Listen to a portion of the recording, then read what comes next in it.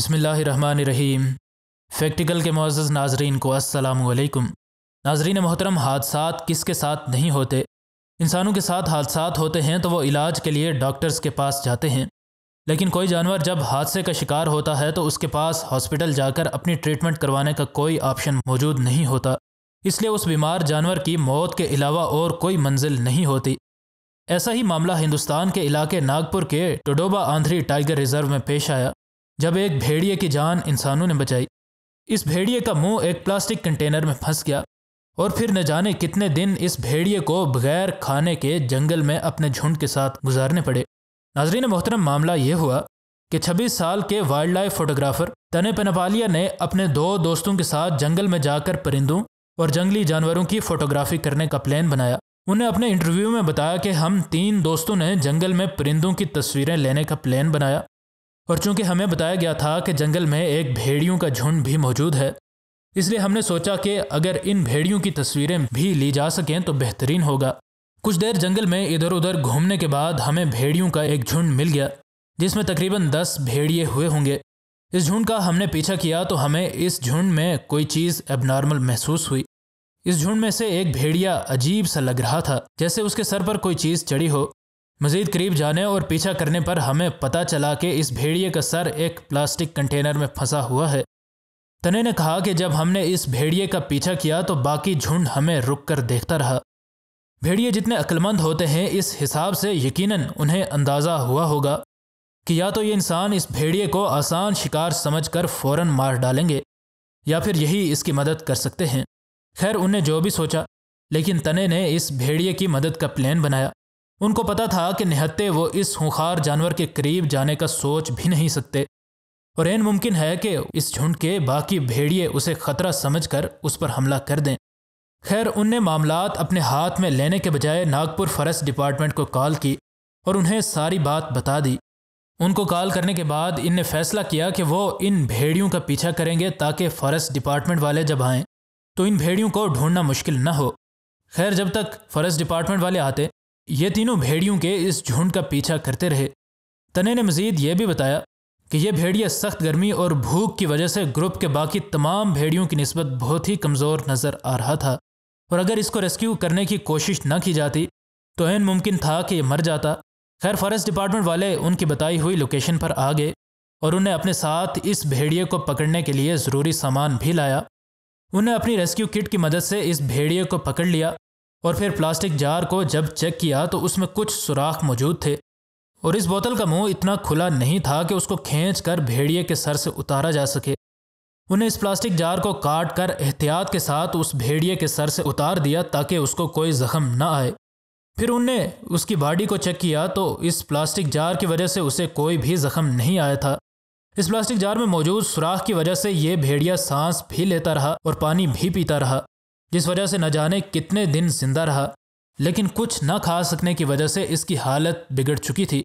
تنے نے بتایا کہ ایسے پلاسٹک کنٹینر ناگپور کے لوگ کھانا ڈالنے کے لیے استعمال کرتے ہیں، اور اکثر لوگ جہاں دل کرتا ہے وہیں گند پھینک دیتے ہیں۔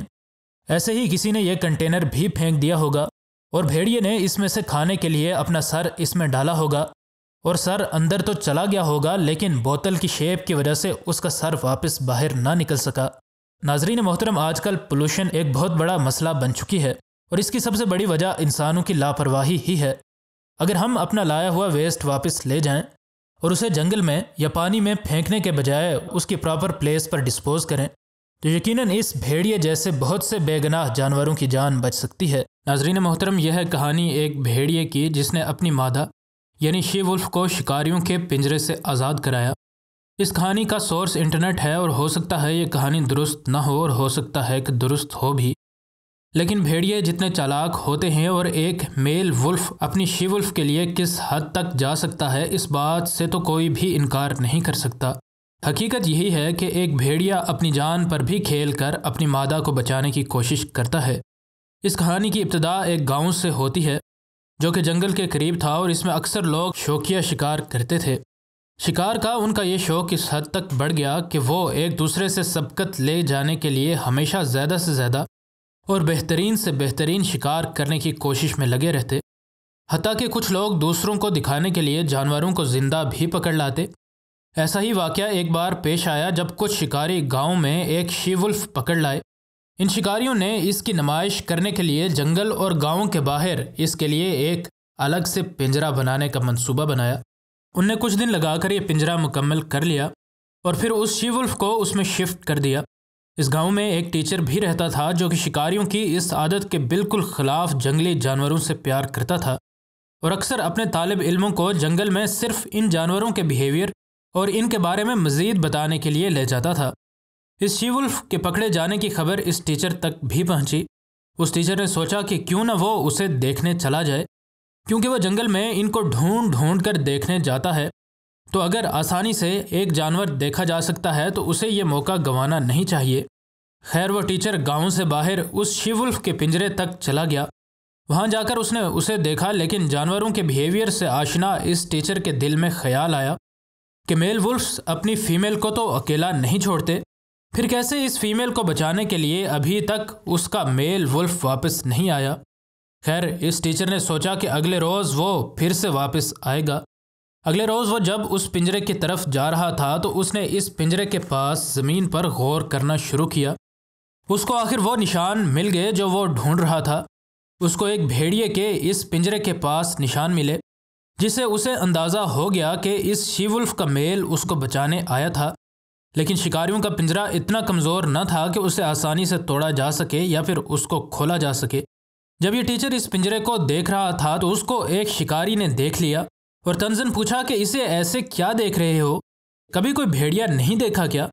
شکاری جانتے تھے کہ یہ ٹیچر ان کے اس کام سے خوش نہیں ہے، اور ٹیچر کو بھی یہ بات معلوم تھی کہ اگر اس نے پنجرہ کھولنے کی غلطی کی تو شکاریوں کا شک سیدھا اس پر آئے گا۔ اس بار جب اس ٹیچر نے اس شی ولف کو دیکھا تو وہ اور بھی زیادہ ڈری اور سہمی ہوئی تھی۔ آخر وہ ٹیچر وہاں سے چلا گیا اور اس نے سوچا کہ اگر وہ اس کے میل کو دیکھنا چاہتا ہے تو اسے رات کو اس جگہ پہرا دینا ہوگا۔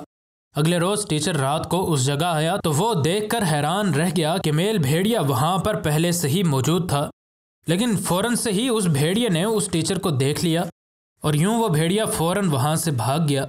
یہ ٹیچر پھر سے پنجرے تک گیا اور اس نے اس بار جب شی ولف کو دیکھا تو اسے بالکل یوں لگا جیسے وہ شی ولف اس سے مدد کرنے کے لیے منت کر رہی ہو۔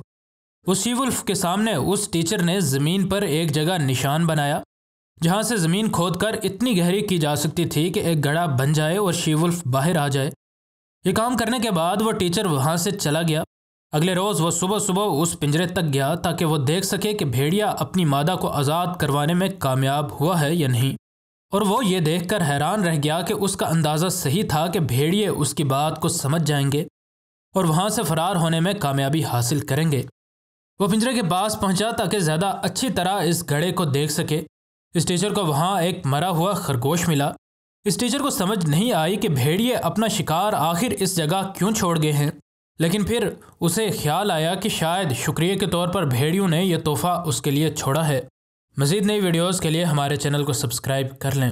ملتے ہیں اگلی ویڈیو میں۔ فی امان اللہ۔